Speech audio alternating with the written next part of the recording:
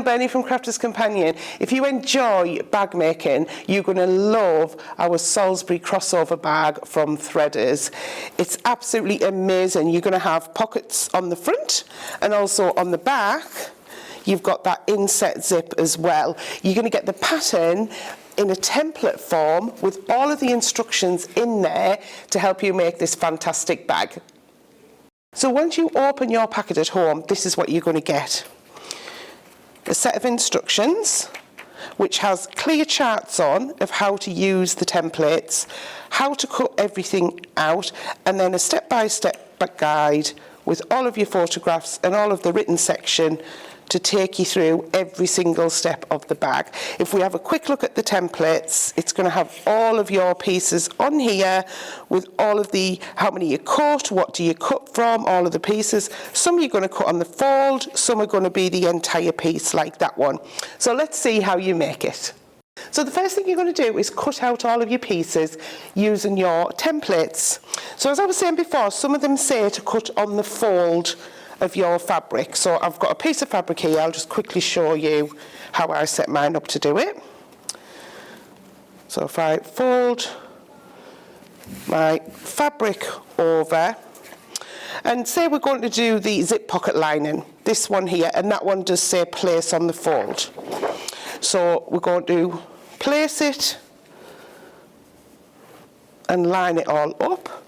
And you're going to take your heat erasable pen and you're just going to go around all of the little, or through the little notches of the template, all the way around like that. You're going to trace all your pieces out. I like to draw mine out first to make sure I've got enough of the fabric and to be as frugal as possible. And then you're going to cut out all of your pieces. So once you've got your pieces cut out, you're going to start sewing them together. So the first thing we're going to look at is the pockets. So these are the front pockets on the bag. You have the small one and a larger one. You're going to cut your two pieces out. So I've got my outer piece here and my lining. And then you're going to stitch around the top curve. So we've got it in a darker thread here so you can see. And then you're going to snip into the curve, or trim it, or you can use pink and shears if you have those. And then you're going to turn it so it's wrong sides together, like this. And this is where you're going to give it a good press. So you can see there, this is my lining side, that's my outer, and you want it so it's flush at the end. So I like to do a little finger press first, just so it gets lovely and smooth. So we can see there that we can't see that other side of the fabric now. Turn it there, see?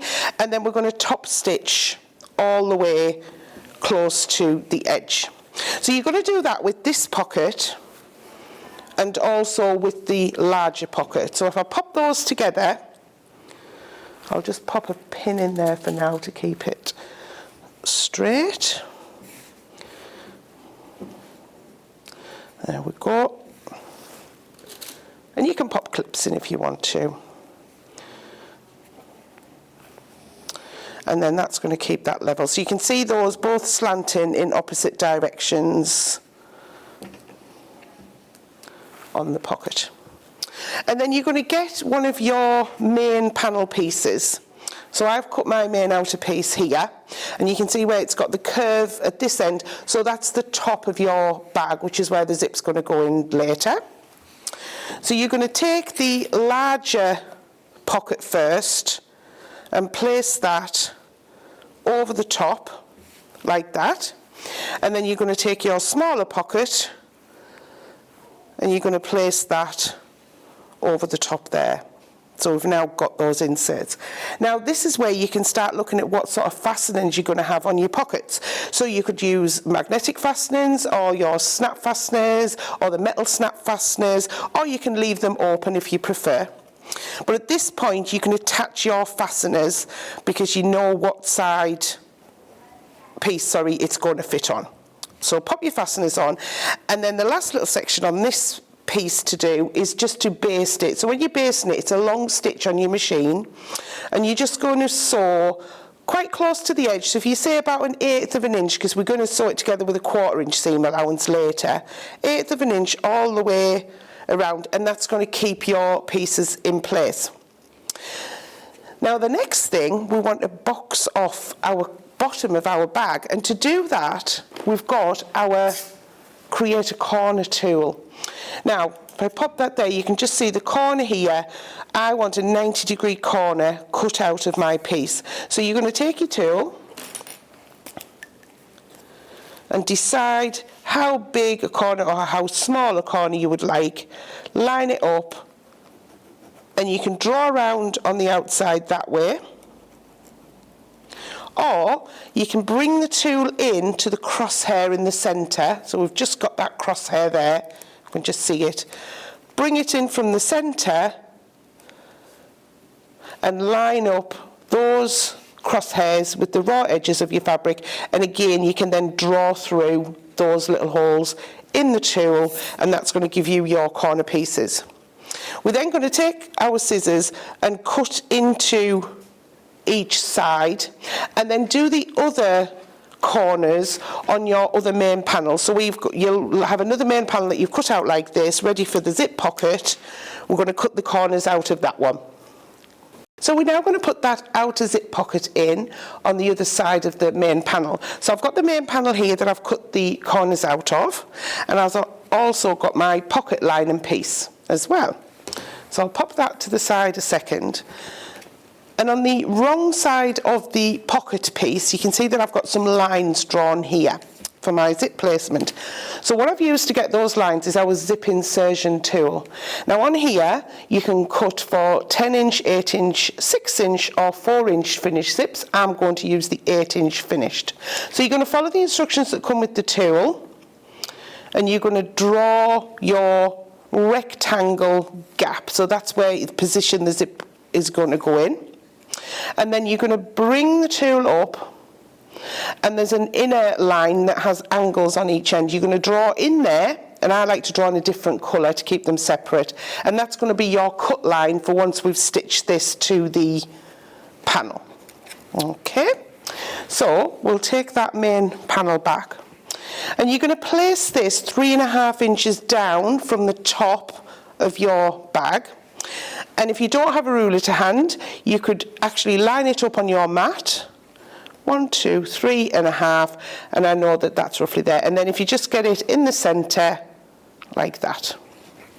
So we're going to pin this in place, and you're going to take it to your sewing machine, and I've done my outside rectangle in black. So on the black line, you're going to use a short 2mm stitch length, and you're going to stitch all the way along that rectangle. Then once you've done that, you're going to take a piece or a small pair of scissors and your pins. So if you haven't pinned it already, so keep it in place with your pins before you stitch. And then what you're going to do is you're going to trim all the way along this blue line in the centre, and when you get to these corner pieces, you're just going to snip very carefully just before the stitching, so you don't want to clip into your stitching. If you do accidentally clip your stitches, take it back to the machine and just do another row just next to it, and you'll find that that'll secure it. So once you've cut that, you're going to push all of this fabric through that gap. Now when you do that, you're going to then be able to insert your zip. So you can see on my one here, I've got the piece here, that gap that I've turned through, and you're going to place your zip behind like I've done here and centralise it. So your zip needs to be at least 1/2 inch long. If it is longer, that's fine. Place it underneath, and then you're going to lengthen your stitch back on your machine, and you're going to stitch a wider rectangle all the way around, and that's actually secured your zip to the main panel. If I turn it over to the other side, you can see that we've turned that lining up so all of the raw edges meet. So you'll have 3 raw edges. We can see the little bits of the zip at the end, so you can trim your zip away, and then carefully you're going to take this to your sewing machine and stitch just the lining of the pocket. You're not going to be stitching the main panel. So what I like to do is turn that back on itself and actually stitch from this side, and then I know that I'm not going to be stitching onto the main panel. And you're going to do the same on this side and this side. And then when you open up your zip, you'll see that you've got the perfect inset pocket. So we're going to take the other main panel that we did earlier with the pockets in, and what we need to do is just do a stitch line from the 2 corner points of where we cut the corners out, and what that's going to do, it's going to give you the base of the bag like that. So when this falls underneath later, things aren't going to fall under into the base of your bag. So you're just going to do a top stitch from there to there on both sides. So you can do a corresponding thread or a bold one. You could pick one of the oranges out of this fabric, would look fantastic. So we're going to do that. And then the next we're going to do is look at the tabs. So on the bag we have tabs on the top with D-rings, and then we have the handle attached. So what I've got here is we've got the piece of fabric. So again, you're going to go onto your template and cut out your bag tabs. So it's saying cut 2 from contrasting fabric. Again, you can do them all the same colour if you prefer. So once you've cut those out, you're going to fold in the fabric into the centre and then in again, and you're going to top stitch down both sides, and that gives it a lovely finished effect. And then you're going to make 2 of these, and you're going to take your D-rings and you're going to pop one of the tabs through the D-ring like that, and then if you get your main panel, you're going to then just position it on one side of the bag. Now you've got a choice here. You're going to make 2 of these, so you can either put both tabs on the same side if you're making just a shoulder bag. If you're doing the crossover bag, what you'll do is on the other side, you'll have it on that side, and when we come to put the zip in shortly, we'll see how that one gets fastened in. Okay, so we've got that like that. I'll just pop a clip in there for now, and again, baste that in place. You can pin or clip it, but if you baste it, it means when you come to put your zip in, that's not going to move anywhere, so you don't have to think about it. So you're then going to take your zip. So this is the zip for the top of the bag. And on the template, you've got those squares for the zip tabs. So you're going to cut 2 of those out, and you're going to attach them to each end of the zip. And this makes it easier to put it into the top of the bag. So we'll then take our bag. So you're going to have your main panel, outer panel, and what you're going to do is place your zip right side down, so the right side of the zip is facing the right side of the fabric. Now at this point, what you can do is trim off these pieces so they're the same width of your zip, or you can leave them longer if it helps you pin it in place and then trim them afterwards. This side of the tab is actually going to start on the edge of the curve here. It's not going to overhang. So we're going to open the zip a little bit if the zip pulls in the way. You're going to position it on, and now you can see where I clipped that in place. If I basted that, I wouldn't have had that clip in the way. So I'll just take that clip back out, and I'll just pop a few clips. I like to use clips for this rather than pins. So you can use pins, or you can use glue if you prefer. We've got our Collal textile glue is absolutely perfect for this as well. And because it's a gentle curve, the zip is just going to ease in all the way around. So if I just pop those little clips all the way in there, and you're going to get to the end and clip, and you can trim that end if you want to as well. So then you're going to put your zipper foot on your machine, and carefully you're going to stitch close to the zip teeth all the way around this section. You're then going to take one of your lining pieces, place that right sides together and stitch again. Now you can put them all together in one go, so I could put my lining piece on now and then sew it. I think because of the curve, I prefer to do it separately, keep it separate, and then I can see where I'm going. And actually, when you come to put the lining piece on, you've got a row of stitching that you can follow as a guide, and obviously you're not going to have your clips there. So you're going to do that on that side, and then you're going to take your other piece that you've got with the zip panel, and you're going to attach that in exactly the same way.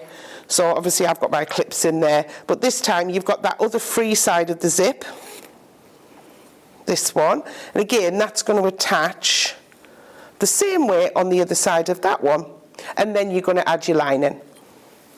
So I've sewn my main panels and my lining onto the zip, and we're going to see that it looks a little bit strange. This is the top of the bag here, but that's correct. If I turn it the other side, you'll see that that's the same on that side as well.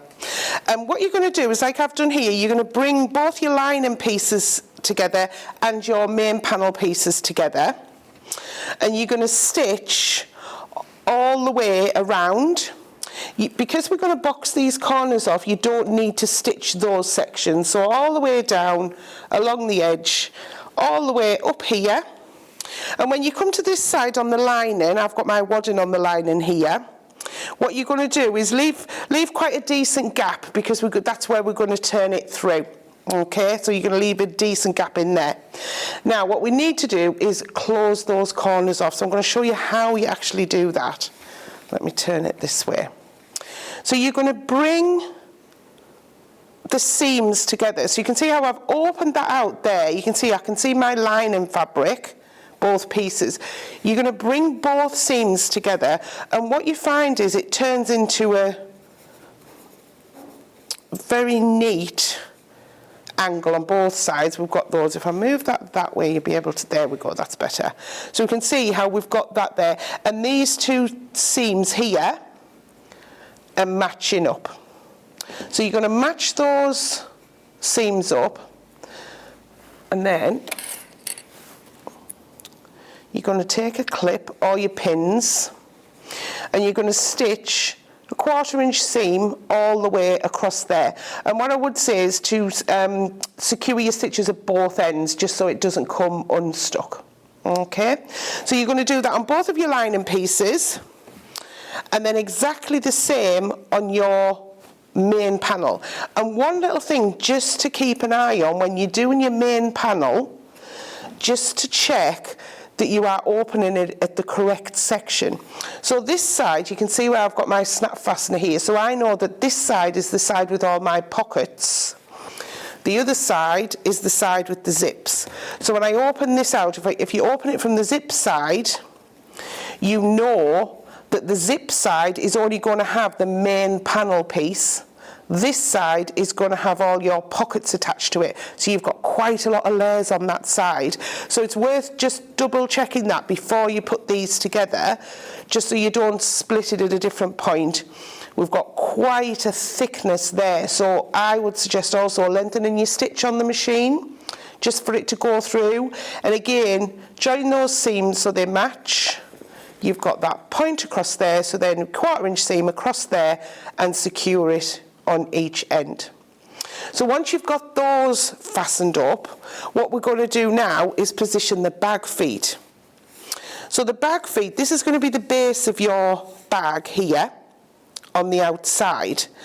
But if you use your corner tool again, you can actually position where it's going to go.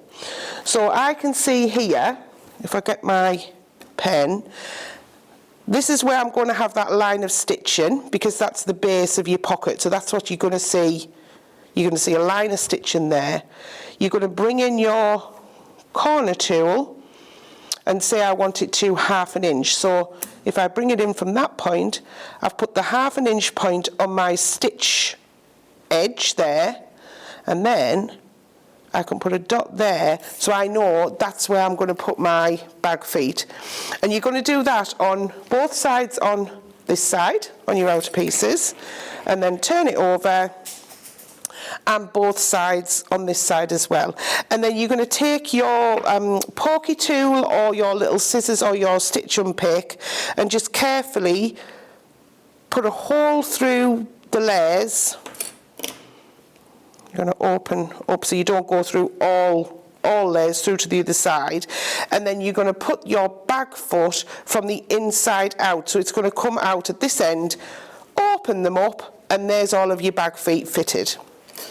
So then we can turn it through the gap. So we'll imagine that my corners are all stitched. Turn it through, and this is why you need a lovely big gap on there, because you've got a lot of bag to bring through. So we're going to bring all of that through, and now we can see where that zip attached with those zip pulls.